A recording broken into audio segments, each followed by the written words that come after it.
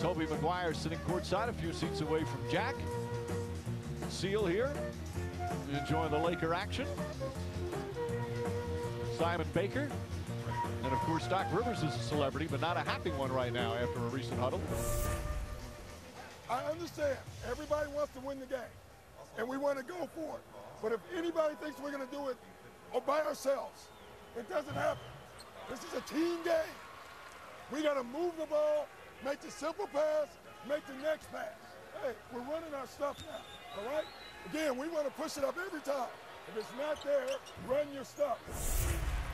He was complaining about the lack of ball movement to Lisa Salters when she talked to him in between quarters. It's gotten a little better in the second. They've done a good in there. They're getting pounded on the board. By 11, 25-14. Bass trying to fight against Gasol, makes him take a difficult shot. Rondo tips it away from Bynum. Very good individual defense by Bass and appropriate help by the Celtic perimeter players. Can they get Paul Pierce going? Pierce just 1 of 9 from the field. Pierce hearing the boost from the fans. Go. World Peace tips it to Bynum. Gasol left open. World Peace couldn't hold on. There were 2:02 remaining. 2 minutes.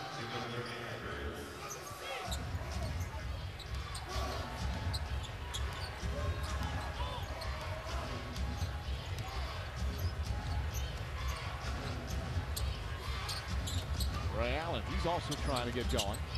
Bass goes underneath, and Bass somehow finds a way between Bynum and Gasol. He's undersized, but he's battling. He's got very good quickness up in the air, and things score. Bryant trying to get it to Gasol, lost it out of bounds. Kobe Bryant yelling at Pau Gasol as they turn it over for the 12th time.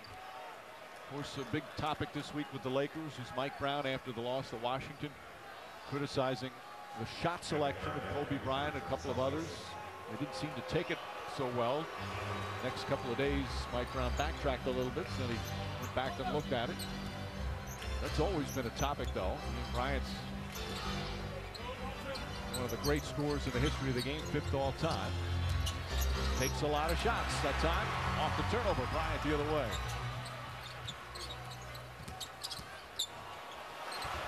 Comes up short, rebound Garnett. Rondo pushing. Drives, nice feed to Pierce. And Pierce finally sees it go in. Quickness from Rondo setting that up. And Mike, you're talking about shot selection. One thing as a coach you can't do. You can't judge by whether it was made or missed. You have to judge by, as the ball's in flight to the basket, was that the right shot? Because sometimes these great players can make bad shots as Bynum gets fouled, and other times they'll miss high-quality shots. Now, I think what's indisputable is that for the Lakers as constructed to win on the road against any team, Bryant has to play more efficient. The thing that I was disappointed in, forget the shot selection. I am tired every time they lose that there are leaks coming out of the locker room about what Mike Brown has to do better.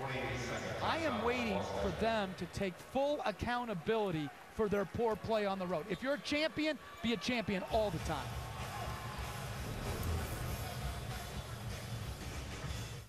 Shooting the ball only down by 5 as Bynum will go to the line. Garnett has picked up his 2nd foul. Already a double-double from Bynum. Rondo again, pushing it up.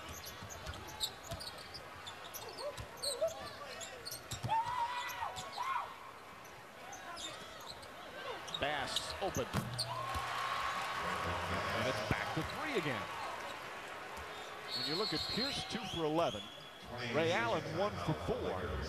They're getting out rebounded by 9, and you're only down by 3. That's not a bad first half. And it just shows you how important turnovers are. The Lakers have 11, the Celtics only have 4.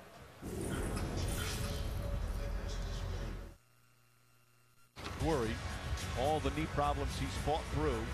One of the great stories this year is Andrew Bynum being healthy, not missing a game because of an injury, and it's resulted in his first All-Star appearance.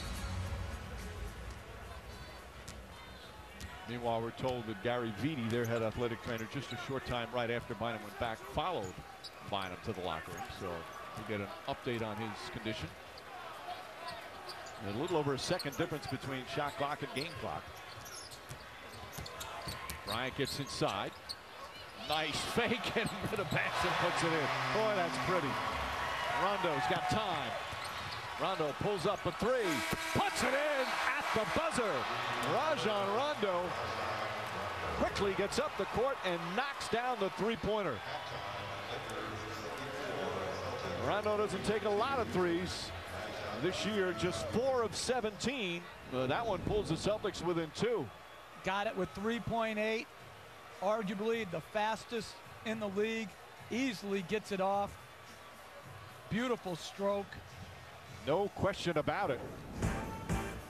Kobe Bryant and the Lakers went up by as many as 15, but the Celtics a 20-7 run. After the break, Michael Wilbon, John Barry, Magic Johnson, Chris Broussard, the BlackBerry halftime report. Celtics and the Lakers. Rajon Rondo 10 points, 3 assists for Boston.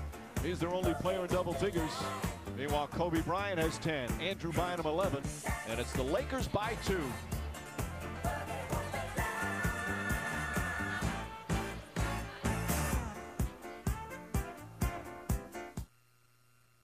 Barry, Chris Broussard, and guys, Andrew Bynum was really exerting himself, having the kind of impact on the game we're always asking about as the Lakers get late into this, to this season now. Walks gingerly off the court late in the final minute of that first half. That would not be good news, Irvin. Well, Michael, it's been a problem with Andrew in terms of just playing a whole season and being healthy, because we know he has the talent, no question about it, on both ends of the court.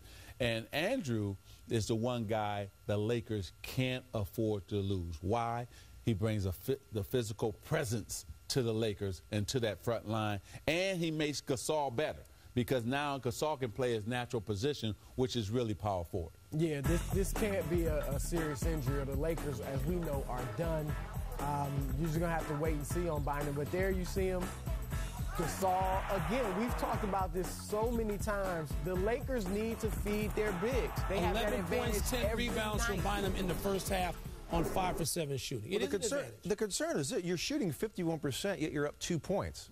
You can't have that if you're the Lakers. They play great defense. We know that. They were moving the ball great offensively, but they get into these lulls.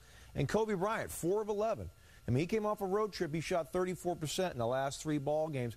Too much emphasis on Kobe. I mean, he's looked tremendous. Physically, he's been a lot more than we all expected.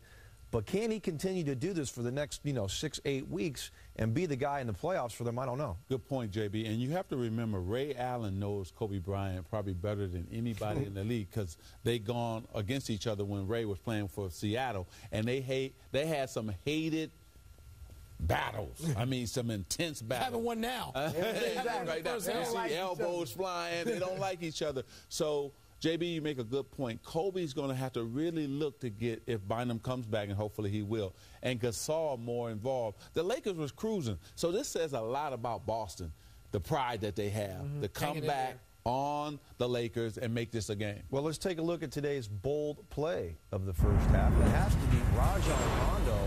I thought this was Ray Allen as he pulled up for this deep 3 to end the half. Why don't we see more of this? Silky knocks it down at the end of the half to get the Celtics within 2. Big-time shot for Rondo. And the Celtics playing this poorly. Got to be feeling real good about themselves, just down 2 at the half.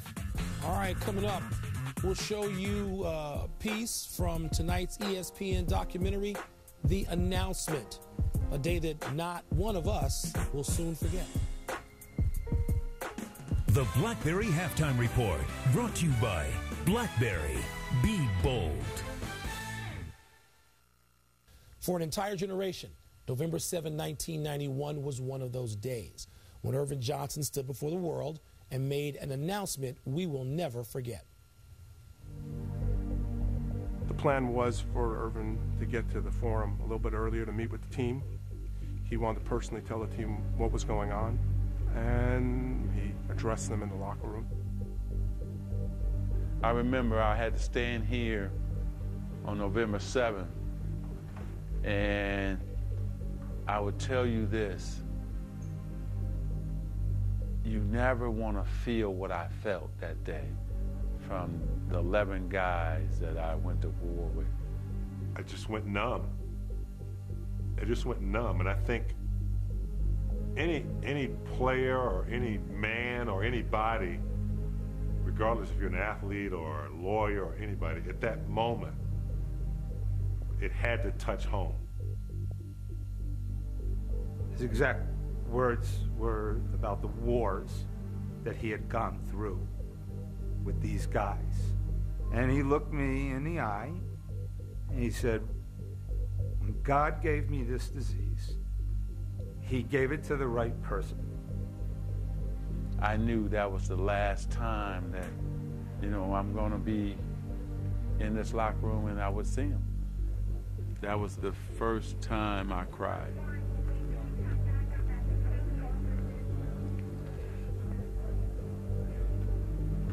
We are still waiting, and obviously the anticipation is getting worse and worse. We would like to get an answer sooner or later. Quickly tell us what is going on here. It is a very tense place. Hurry up, please.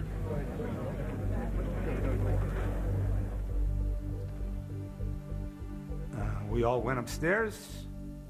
He wiped away his tears.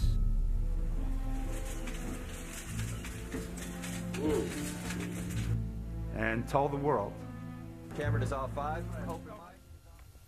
I am still mesmerized by this 20 years later, riveted. Can't take my eyes off of it. And I was there, one of the people there. I just wonder if it's difficult for you to watch now, or even being as closely involved with this project as you have been.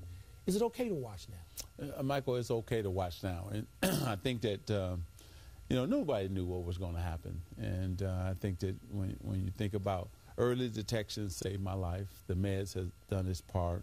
I've done my part by making sure I work out.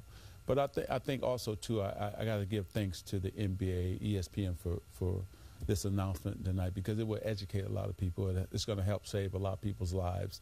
And then I got to thank the Laker organizations for staying with me, supporting me, and my mom and dad and my wife, Cookie, for supporting me. It was unbelievable.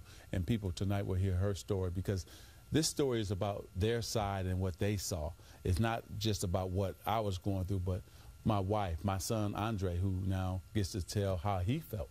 And so it's an unbelievable story. So thank you, ESPN. This is really great for me. And thank you for sharing, Irvin. I mean, some of the most intimate details. And I know we're all going to be watching with interest, even though we know the story. We can't know enough of the story and see it enough times.